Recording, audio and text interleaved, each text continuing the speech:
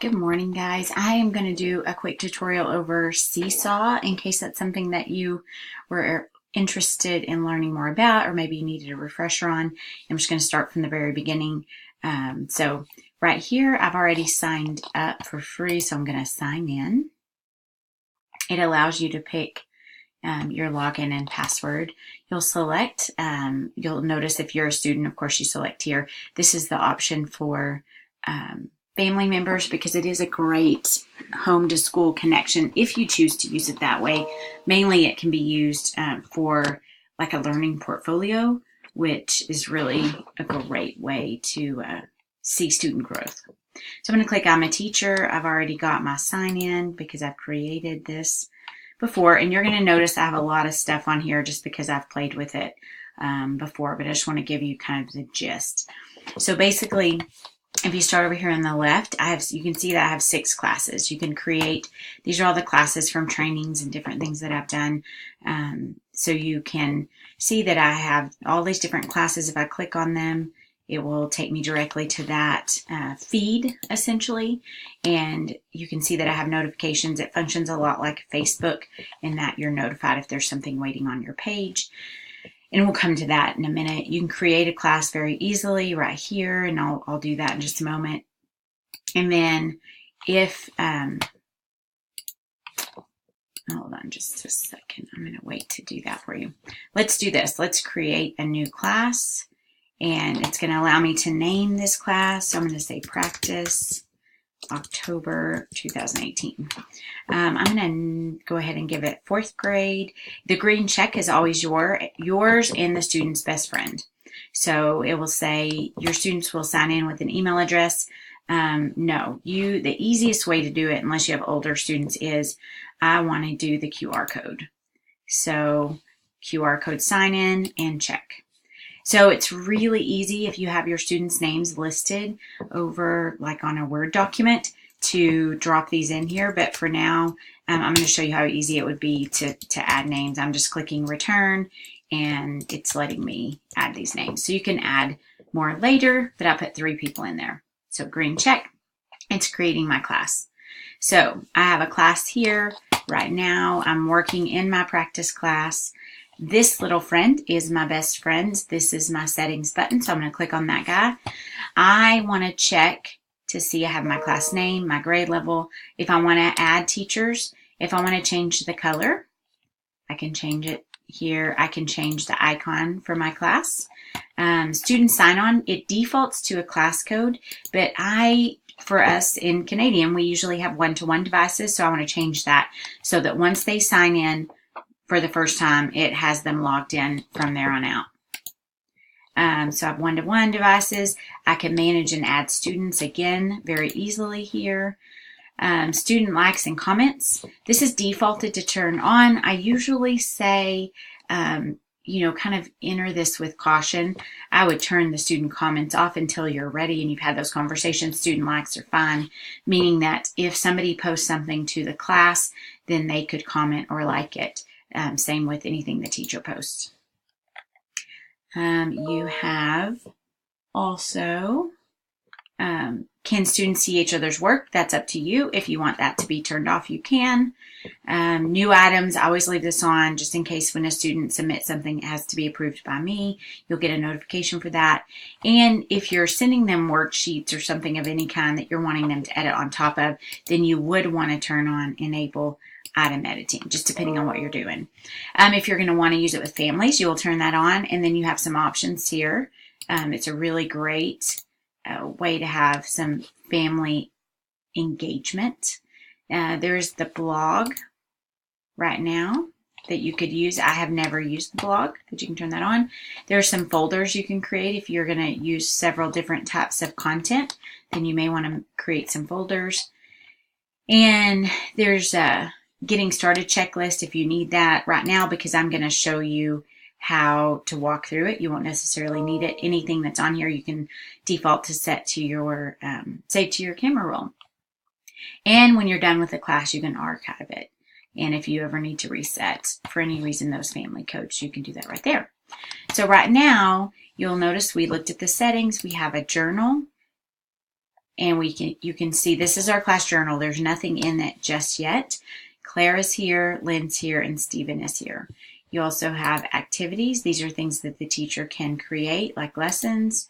This is an inbox where the teacher would receive messages. This is a skills view, and I believe this is only with the paid version. You can do a 60-day free trial. I haven't ever done that before, and I haven't used the blog. I've mainly just used the journal feed. So let's say I want to create or share an activity. So I have some options here. I can create, this is the one I typically default to. So I'm going to create a new activity, and let's say I'm going to send to my students a welcome message. And I can add voice instructions or a video if I have one.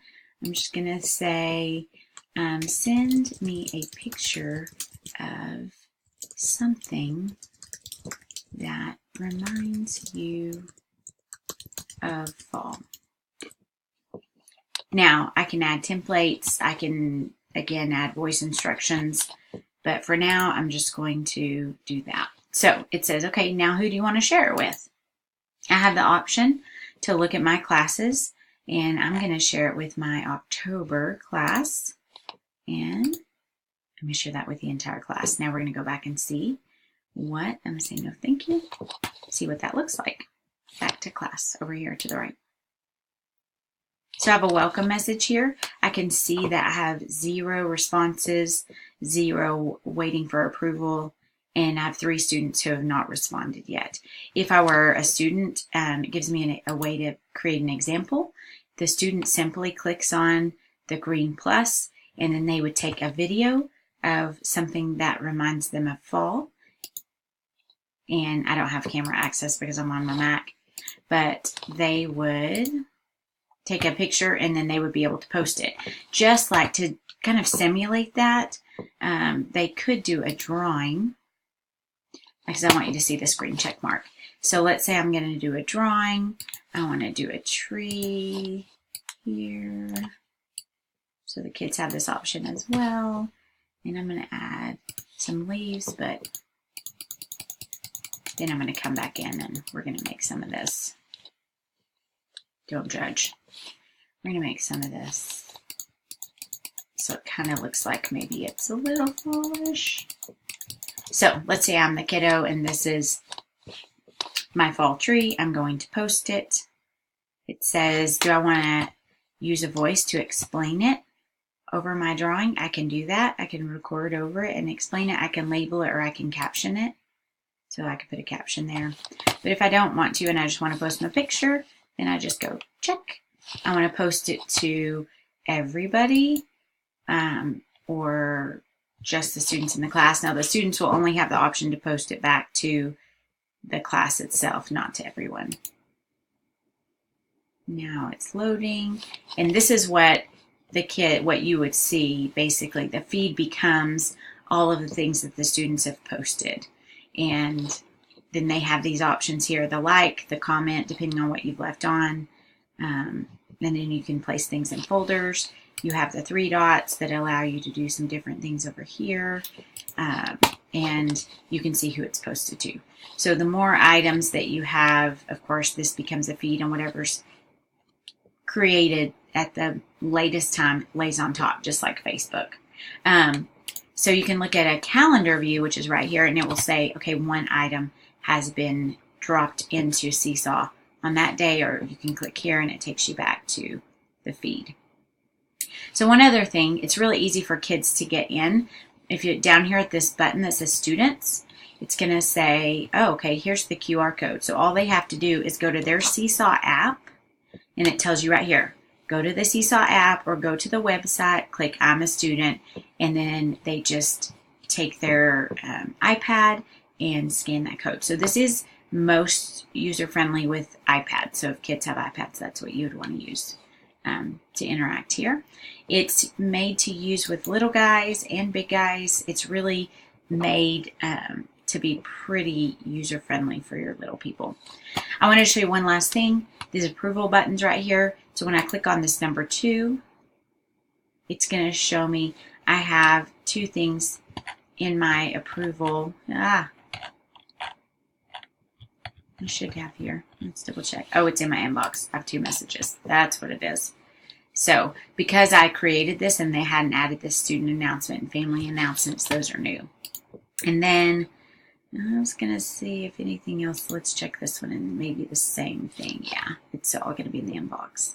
So basically when you see these little guys over here, you'll click on that class and you'll come over here and see, okay, what is waiting for me? And I see that I have notifications in my inbox. So, oh, and I have some students who want to add an item. So Sally wants to add an item.